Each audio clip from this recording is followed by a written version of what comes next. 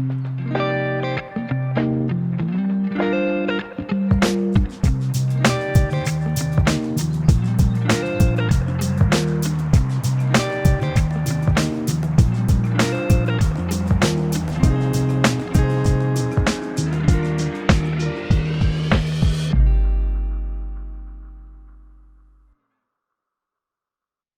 going on, everybody? Welcome to episode 10 of DownBeat Denver.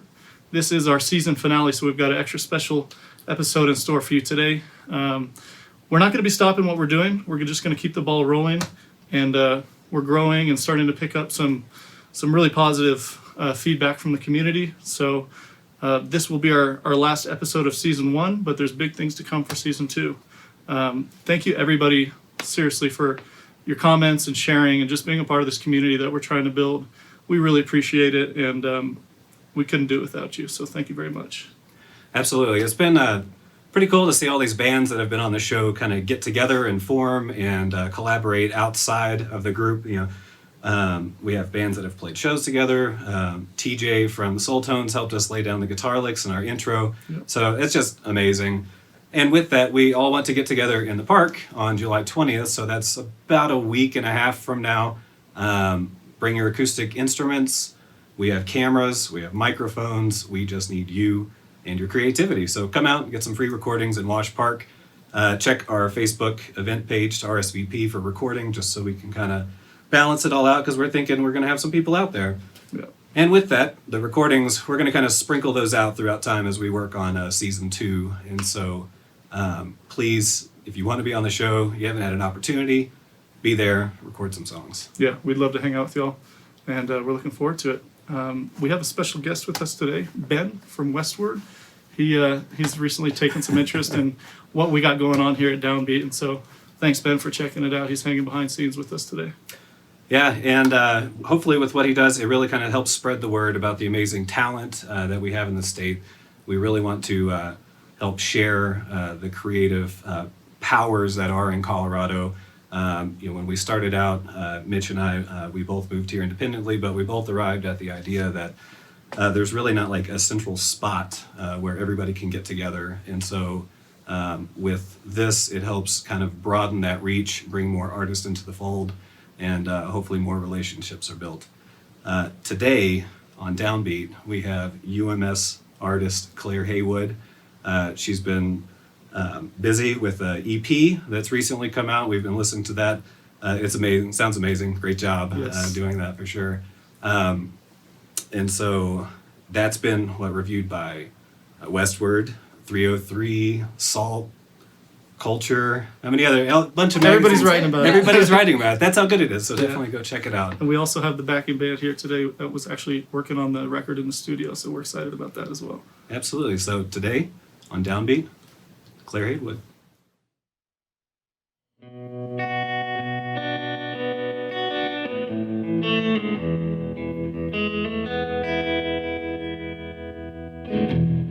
So it goes. I did it to myself. I was on my way to some motel when I saw a woman thumb out roadside. I had to ask her. She had these breezy eyes. She said, I know the place you're looking for. You can't just go there. It's truck stop folklore. I dropped her close to town. She said, you'll get there fine. She drew me out of the route. Said, baby, take your time. So it goes. You did it to yourself. It's one vacant room at Old Souls Motel.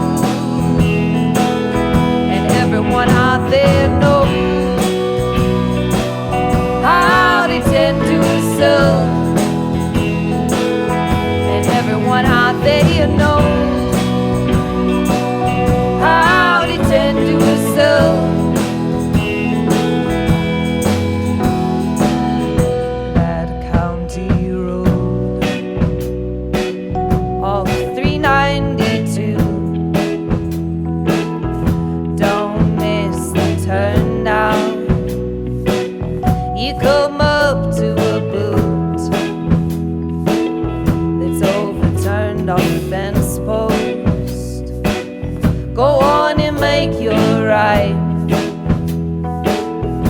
Old souls are waiting to shine you up all bright.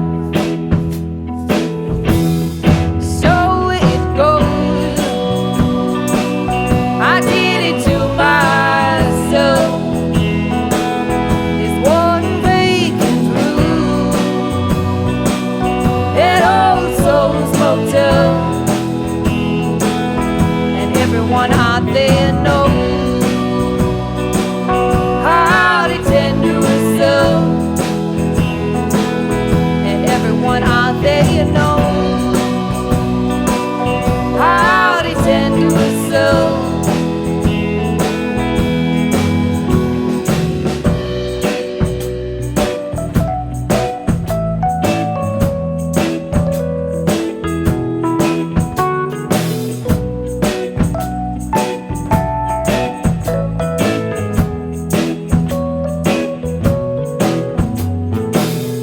I pulled up as the sun sank beneath the pines. Old woman waiting,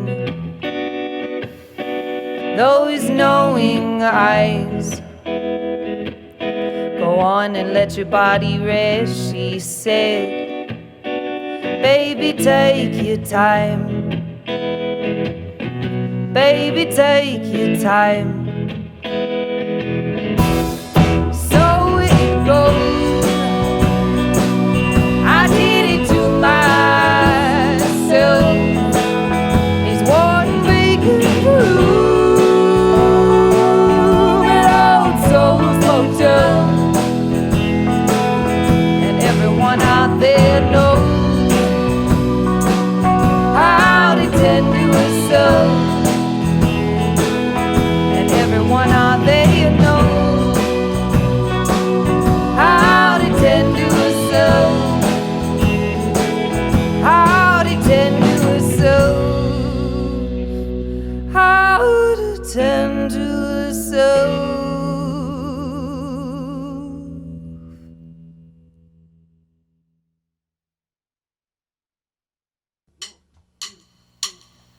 Useless.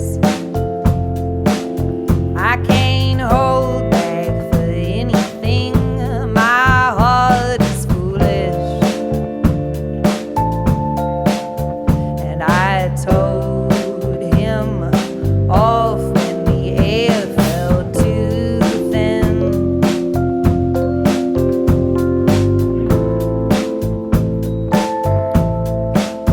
I said you were the one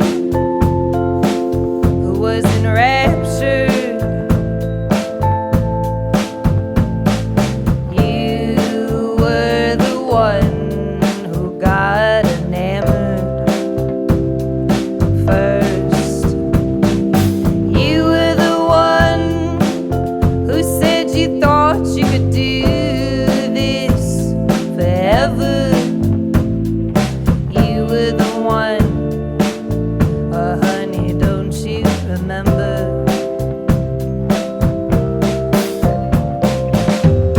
Ruthless. He didn't hold back for anything. Hard lines and cold splits. Since he wrote me off, I think he don't give two shits.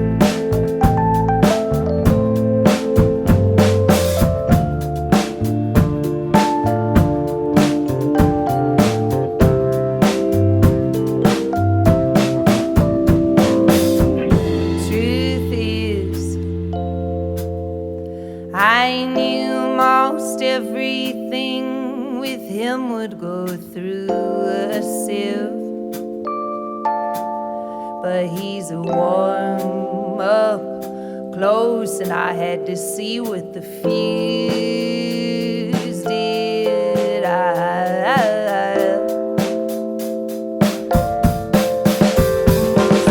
He was the one to reach his head down a ladder. He was the one to say, come on, climb up after. He offered me a rug, now he don't remember. Either out of love or he's a great pretender.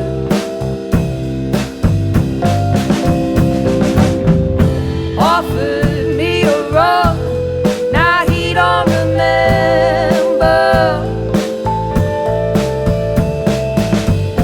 Either out of love or he's a great pretender.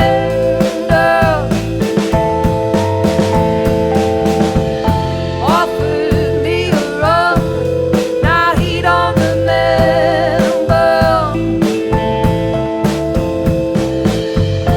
Either out of love or he's a great pretender.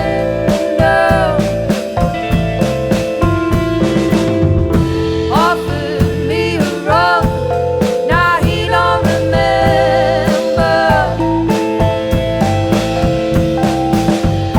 Either out of love or he's a great pretender.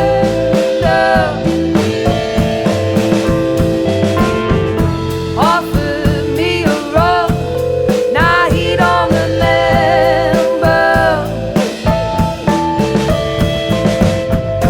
Either out of love or he's a great pretender.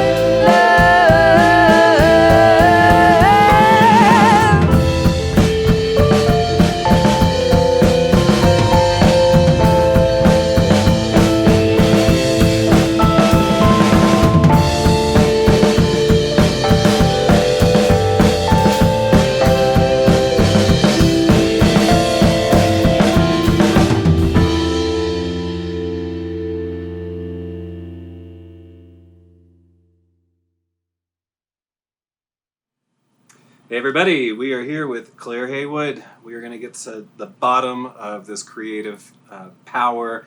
Where do all these songs come from? Please tell us. Where has all of this creativity come from?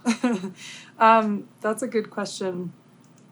Well, I've been writing since I was a little kid, and so I always knew that I wanted to write stuff down and have that process. So from being a really little kid, that was a process that I tended to alone, and was encouraged by my parents and different teachers that I met to really engage with the creative process in whatever way I wanted to. So I was really lucky in that sense. And then I think as I got through college, I knew I wanted to study English, that I was in love with writing and words, and that I gravitated towards people who also loved those things. And then, yeah, sometime after college, I really enjoyed writing essays. I really enjoyed writing stories and stuff. And then sometime after college, like a year after, I picked up a guitar and was playing casually in just like community settings and stuff. And I think it took some years until I was like 25 for it to click for me that I loved to sing and always had, that it was acceptable for me to sing in public. That was a big one to get over. Yeah. And then to start to put together the wordplay with the music that, you know, really like I'd loved and had supported me for my whole life. I've always been in love with music, but just it takes some bravery, I think, to be like, I'm willing to be on a stage and all of for that. sure. So Lots of guts, yeah. yeah.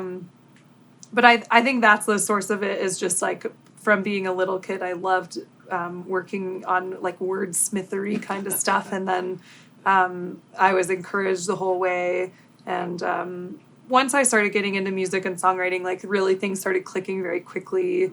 I loved the process. And then as soon as I started sharing, I started having people who were there to help me move forward. So that was also really helpful.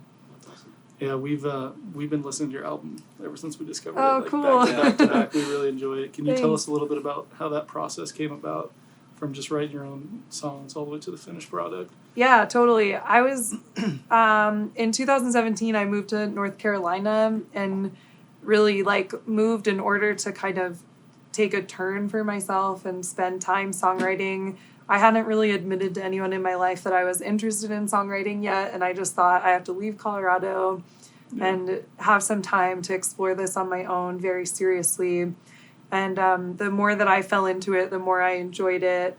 And then at some point I kind of had gotten through that exploratory process of songwriting, or that like discovery phase, and I was ready to share.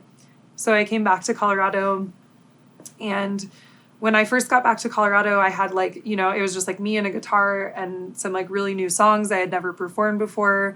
And I was lucky to get to engage with some friends who are in the literary arts community in Denver. And so my friend Delia Lajeunesse, who is the executive director at Stained Arts, set up a couple of shows for me. So she like had me play at the Ubi Sabubi Room, which was a really cool first like venue in Denver to play. It's not like a crowded bar, like everyone was listening and it was beautiful.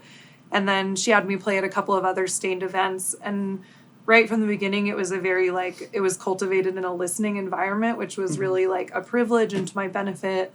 And then, yeah, I started playing open mics in town to get connected with the music scene. So I played at Syntax Physic Opera Songwriters Open Mic, and I met all the guys from Third and James over there.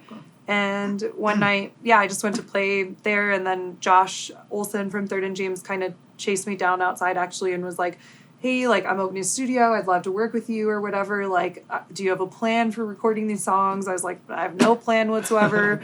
Like, I didn't think it was possible financially for me to, like, jump into recording so quickly after just starting to write. And so, yeah, then after meeting him, I was like, okay, like, let's talk about this. And I went down there, and the studio was still under construction. So we had meetings over a course of a few months. And then in, like, early 2018, we had decided, like, okay, we want to work on this project, Josh and I together, him as the producer.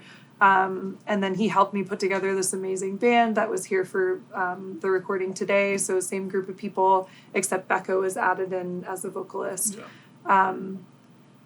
So really, like, I just started playing songs out locally, and then I met people in music, and it worked out very quickly. And I was so lucky to meet those guys at Third and James, because all of a sudden I was like playing with a full band, and I had never had a drummer behind me before. And then this full band was a really wonderful group of people to come together with. They're like really flexible. They're really fun to work with. Like, they all have lots of musical background, so it was easy to work with them. And they kind of like translated my weird like lack of music knowledge in the studio of being like, can you make it more like sparkly or something? And they're like, we can try. And yeah, it was great. That's awesome. Yeah. Sounds like Denver's wrecking crew, you know, just the hitters that are called in to lay down the tracks. Yeah. So was it a big surprise to everybody when you come back and you're like, I have music? Yeah, I think it was a real, like, the music sounds so professional. Like, it was cut in this gorgeous studio, and great. Josh is an amazing producer, and the band is full of incredible musicians. So I think, like, for my mom, for example, like, she was like, what did you make? Like, I don't understand. Like, and it was cool. Like, it was really, like, I wanted to come out with a full band record first, even though I was a solo artist, and I wanted to come out with something that sounded big, and like, it was kind of a dream come true to be able to come out with something that was so professional right off the bat. It really does sound amazing. I mean, there's different like aspects of different time periods. I mean, I hear some like 60s, early 60s and late 60s influences. You can kind of talk about what inspired some of those tracks as you went through.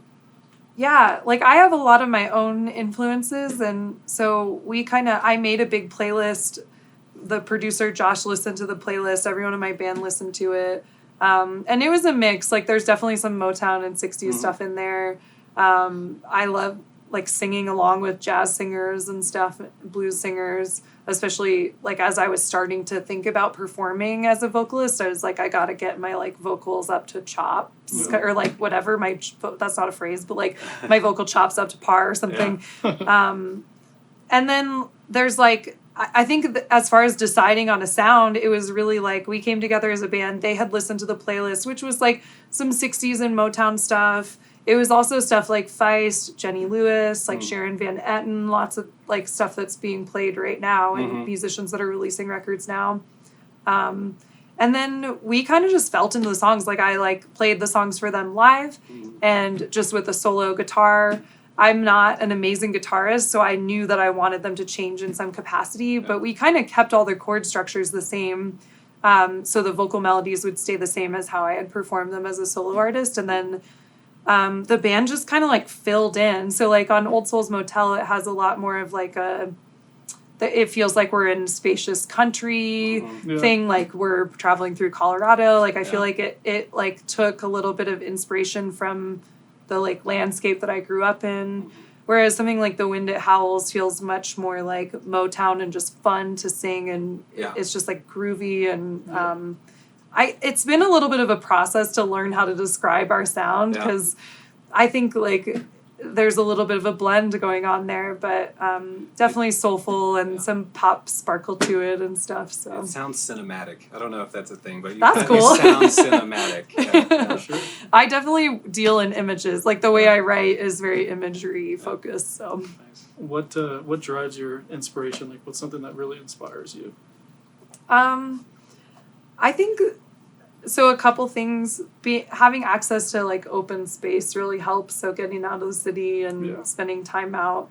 I spend a lot of time in northern Colorado, so I love to go up there. And then I think in Denver, I found a lot of inspiration in like the amazing literary arts communities here.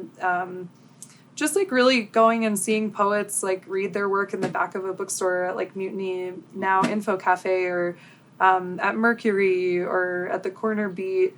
I think in those like small settings where all of a sudden you're like propelled into this intimate moment with a poet, like I go home and just can't wait to write after those experiences. And then I listen to music all the time too, so that helps. Cool. Yeah. Well, should we get to the question snare? The dreaded question snare. Let's see, with 3? Yeah. Should we do 3 questions? And if somebody's name is written on it, please shout out that was a question submitted for you. So, Oh, cool. Okay. yeah, so feel free to grab Dig in. into 3 of Oh, these. I get to choose my destiny here. Wow. Oh my God. Okay. In your opinion, who's the best male and female vocalist of all time? Whoa. They're not easy. Female vocalist, maybe like Aretha Franklin or Etta James. Let's see, male vocalist. I'm like way less interested in male vocalists, unfortunately. Although I sometimes sing along to male vocalists. I don't know I love like Sam Cooke and Al Green and like that soulful. Oh, yeah, Who's the absolutely. best? I mean, Tony Bennett's a gorgeous like vocalist. I have a hard time with these of all time. Oh, yeah. It's a loaded there might be 2 It more is. for you, so. Okay, that's fine. Okay, pick another one. Yeah, go go for for it. it. Yeah, hop in. Okay, so is this one that's from This someone? is from, someone. Okay, so this is a question from Yonder Goes the Light. Very good handle. Favorite band that people wouldn't expect?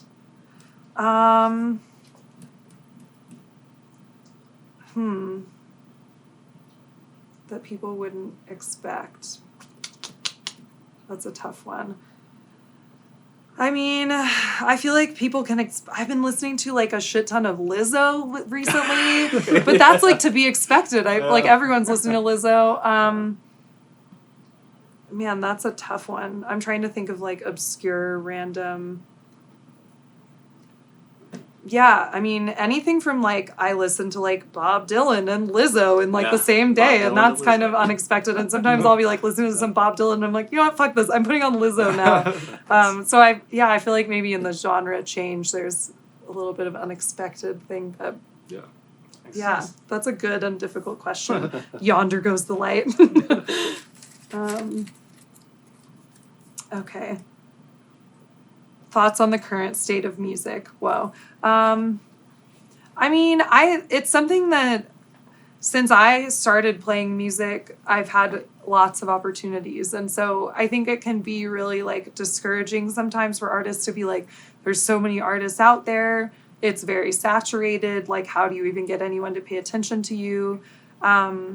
And at the same time, like, I watched the movie, like, Inside Llewyn Davis recently, and it's like he's like schlepping across the country in the 60s to just like meet some music manager who's like, this isn't good, and then he leaves, and it's so sad. And like, I do in some ways feel really fortunate that I have the internet as a tool to use to like email people and like book shows and connect with fans. And I actually do see fans coming in on like Instagram and stuff and engaging that way. I feel like music is, I mean, it's still just the same fight of like, how do artists get paid and compensated? That's something I like worry about all the time, and try to balance a life of like making money and figuring out how to get yourself compensated and be so passionate about something that you really would do it for free. And people kind of know that. So it's difficult because you don't want to do it for free, but you would do it no matter what. Mm-hmm. That still exists. But I mean, I guess I feel like in Denver, I've had really good experiences. I've had people who just have helped me out from the moment that I started wanting to do music. And so I can't really be anything but grateful about the way music is panning out for me right now. Yeah. So, yeah. That's great. Yeah. One of the things we try to do with the show is provide, you know, our artists that come on here, we want to give like some insight to the other artists who are watching. Mm-hmm. Is there anything that's been working really well for you? And on the other side of that, is there something that's been like super challenging or tough to get over? I think something that has worked really well for me is to believe that I belong and go into spaces, whether it's like a show or any space where you're going to network with people and communicate with people in a community, a music community.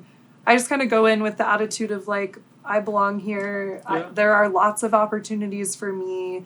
That's like on my best day, you know? So on my worst days, I'm like, there's no opportunities. This is shit. Like no one, whatever. But I think having that optimistic outlook of like seeing the opportunities for you can be really helpful. Yeah. And then whenever I'm really down about stuff and can't feel like I'm making progress, I just will return to the kind of solo aspect of my craft. So going back to the songwriting process, which no one can ever take away from me, and which is completely fueled by my own creativity, that helps me stay inspired. So. Yeah, that's great. Yeah. So on the still kind of like on the business side, your website looks amazing. Really, your merch is very interesting. It's not like the typical buy a t-shirt. So definitely go check out the merch on her website, claireheywood.com, right? Yeah, appreciate it.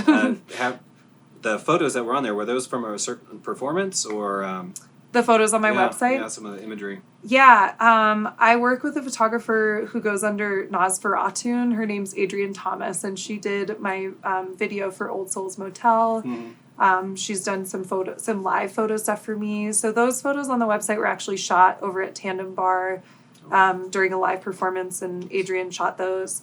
I did some of the other photos just in my bedroom. I have a camera.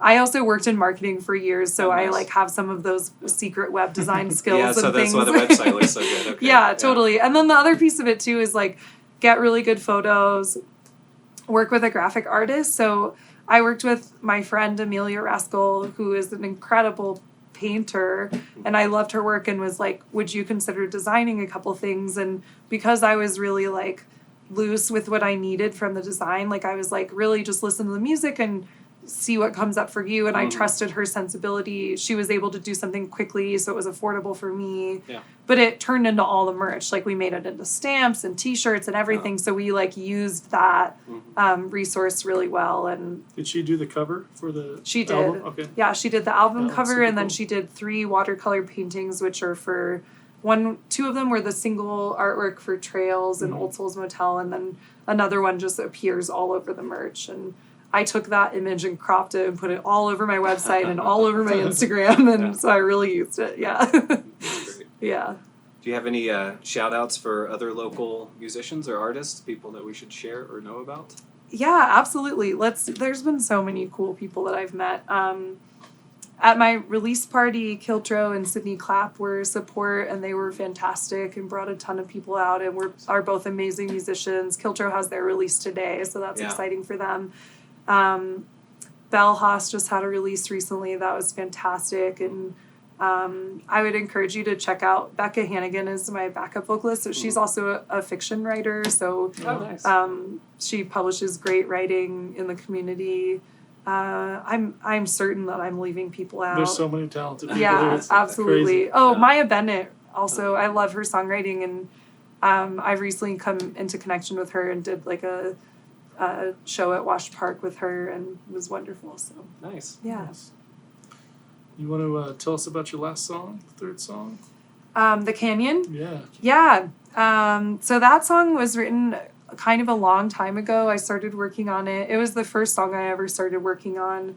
I was working up at Wolverine Farm in Fort Collins, which is like a literary arts nonprofit, and I was kind of working behind the bar there, and a character just kind of popped into my head, and it was this very like this woman that like commands a lot of respect, and she like in my mind for some reason walked out of a canyon and commands respect everywhere she goes, and it was a funny one because I don't normally just have a character come and then write a whole song based on that, but I feel like it's sometimes these characters can be like figments of our subconscious to help us understand how like I wanted to be more confident at that time and wanted to command respect, specifically in the context of like walking down the street and like seeing strangers and whatever, commanding respect when you're out in public as a woman.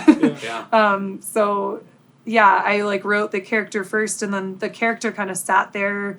But like initially she was like carrying a pitchfork, and she was like this very whimsical person. And then I worked on the song in North Carolina in 2017 and came up with a little bit of a hook for it. And then it initially had this like kind of bouncy acoustic guitar line, and we ended up bringing it to the full band, and it was the only one that really got changed. So like I think Trevor, our bassist, came up with this kind of dark, like creepy vibe in the beginning of it. And we were all like, ooh, this is cool. And we just went with that. But it's a fun song to sing. I feel like it's very energetic, and it's really fun with Becca on backup vocals. And it feels like I almost get like choir vibes because you can just really let it loose. Yeah. And yeah, enjoyed that one. So There's lots of textures in your music, which is something I really like, especially when it kicks in with trails. It's just instantly, amazing sonic textures from the whole band. We really enjoyed. So definitely, please check out the EP, The Wind It Howls. We're going to hear that last song, The Canyon. Thanks for coming out today. thank you so much. Appreciate it. All right.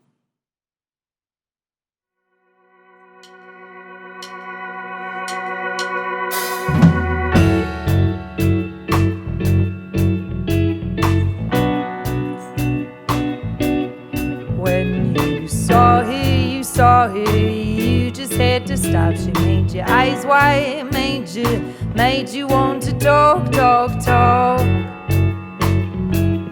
talk. She wore a red ring on her finger, dunes at dusk on the back of a t-shirt, made you want to talk. Talk. She came from the canyon, her mother, the dusty sparkled on her feel like a red in the desert, thinking she is gone. We came from the canyon.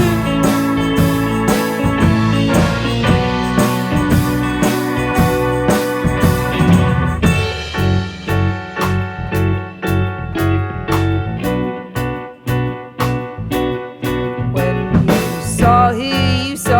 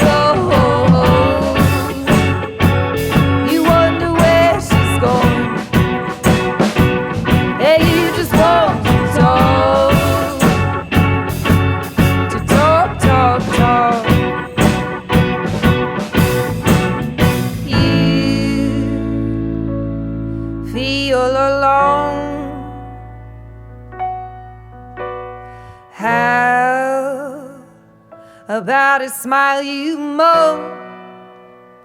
All I want to say is no. Na na na na na na. Na na na na na na.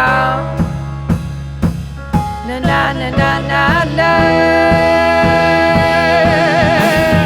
Came from the canyon of mother, the dust that sparkled on her blue like a redness. The desert, blink and she is gone. She came from the canyon of mother, the dust that sparkled on her blue like a redness. The desert, blink and she is gone. She came from the canyon. Came from the canyon. Came from the canyon.